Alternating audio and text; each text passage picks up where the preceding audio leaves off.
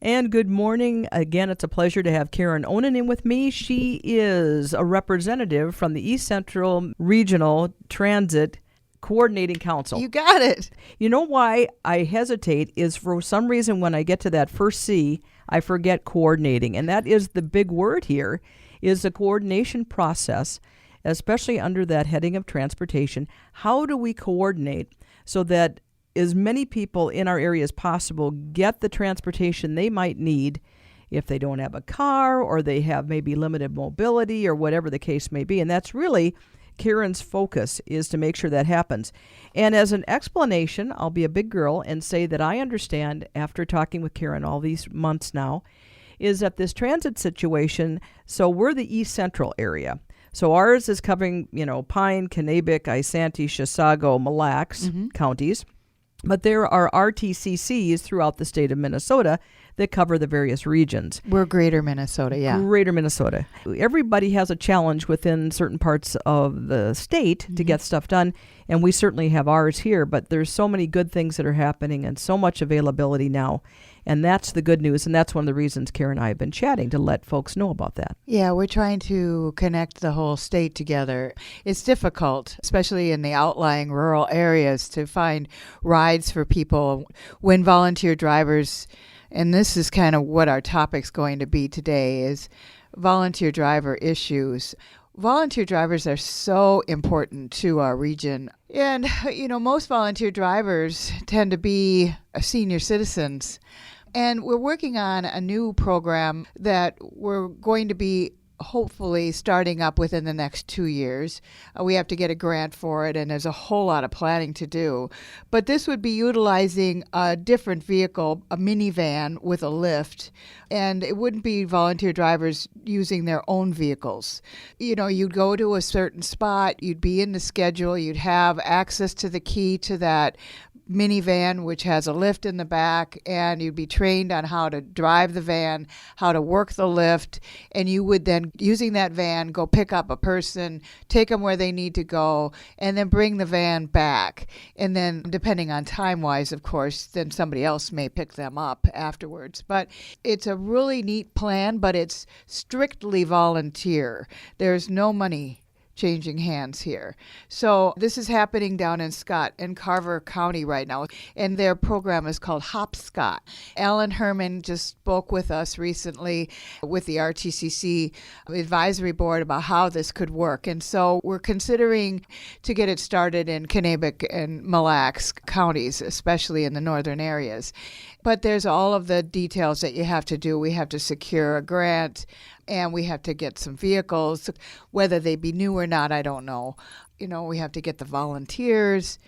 But what I want to talk to you a little bit today about is those volunteers now that are out there volunteer driving, using their own vehicles, driving for Timber Trails or Arrowhead or for TriCap, what that means and what they're paid.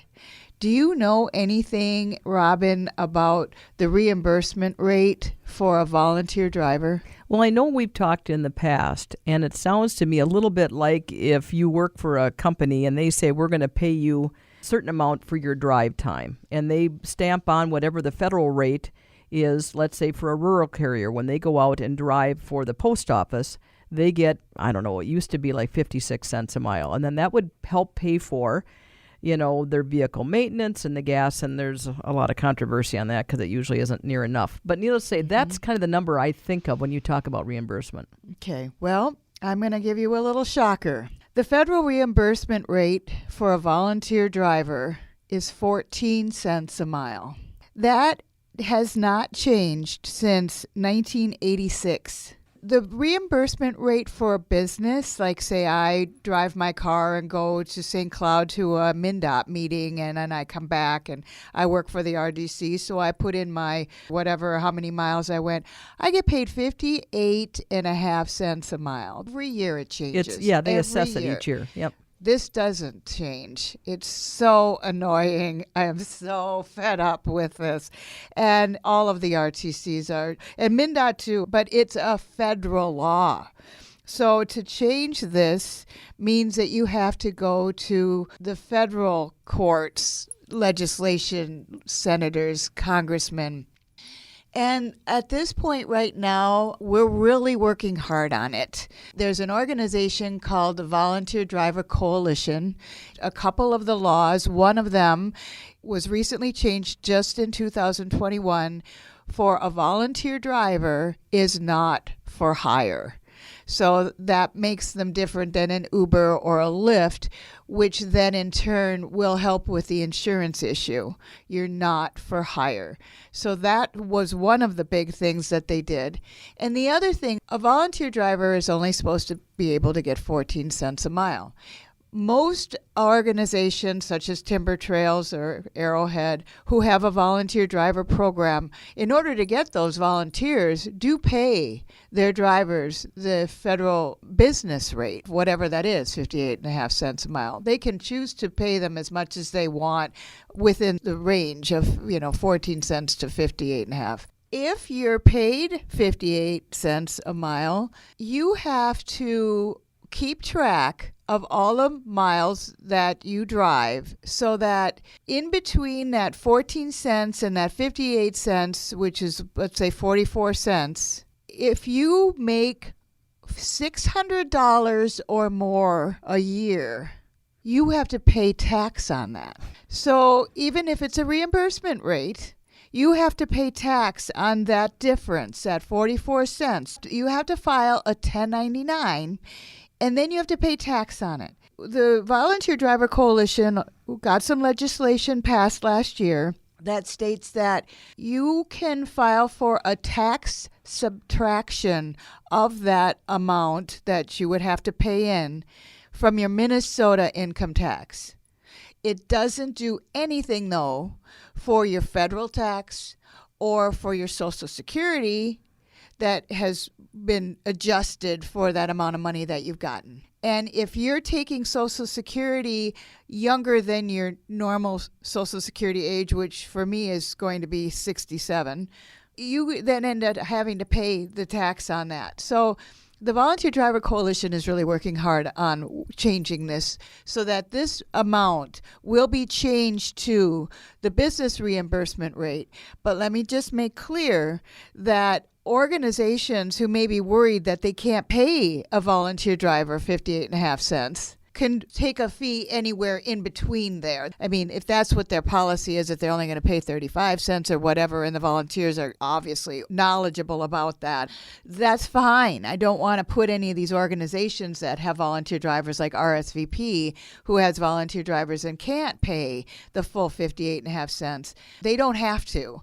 But the point being is the volunteer driver will not have to pay any tax. They won't have to file a 1099. Mm-hmm. So this is something I want to make really clear to everybody, that this is an issue and we're working on it.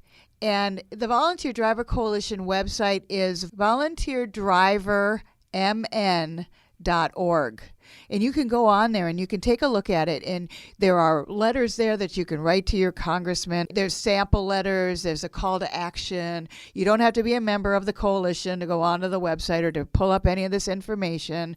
But it's really important that we have this organization because they're helping to pull the legislation in to make these changes. And like I said, right now we're really focusing on changing that 14 cents a mile up to the business reimbursement rate. And this is just for volunteer drivers because it's really hard to find volunteer drivers. You can also go on to my website, which is eastcentraltransit.com.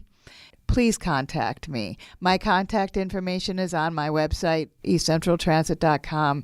I know Congressman Stauber has stepped up to this plate and advocating as well on trying to make these changes too, but we realize that it's a national issue and it can't just be done by Minnesota. There's also an organization down in Texas, somebody in the legislature who's also hopped on the bandwagon. But we need to pull in the whole country to make this change because it's not only on Minnesota. This is all the same everywhere. And not only that, but a lot of the organizations that we've talked with here with our conversations over the past several months, there's a lot of different businesses, so to speak, and they have drivers that are paid too. Oh, yeah. So the volunteer is a very important thing, but there are paid jobs as well, and the need for drivers is across the board, just like everywhere you go, there's a need for people to do that kind of work. So any of those that you're interested in, what I like is you can go to Karen's website, and all the contact information is there, because we've talked to so many different groups over this time period. If you're interested at all in transportation, that's the kind of the one-stop hub now to get all that information. Click on the various links. You can get application forms. You can find out more, get phone numbers, all the above. So that's a neat thing. Yeah, and I want to just mention one other thing is that a volunteer driver can go wherever, whereas a public transit is limited to their boundaries based on their transit service plan that is put together with them and MnDOT. But if you've got a volunteer driver and you live in McGregor or Warman or places that a bus can't get to in rural Minnesota, we need those volunteer drivers to be able to be out there and able to pick you up and either get you to public transit or get to where you need to go. Volunteer drivers are crucial because they normally don't cost the rider anything. Mm-hmm. Donations are always appreciated, but in our rural areas in Minnesota, there's people that don't have funds to be able to pay for a Lyft or a taxi. But a volunteer driver can go wherever is needed. They can cross county lines. It's just so important that we get volunteers and volunteer drivers. If you're ever interested in becoming a volunteer driver, please let me know. And I will say, too, we are looking for Lyft drivers, too. Lyft is available. If you want a job and you like to drive, let me know. I will put you in touch with Lyft, and we'll get you paperwork that you need to fill out to become a Lyft driver. That's a thing here. I mean, Uber is another one, but we really haven't gotten as involved with Uber as they tend to be more urban. Because we're out in this rural area, we are seeing more Lyfts, but we need more drivers, and we need more drivers everywhere for everything. But, you know, these are just a couple ideas for people who might be looking for some jobs too. Definitely. All right. So some great information again today, Karen. EastCentralTransit.com. That's the place to go. Karen Onan, thank you so much as always for your time, my dear. Thank you, Robin. Absolutely. And this update has been partially funded by MnDOT.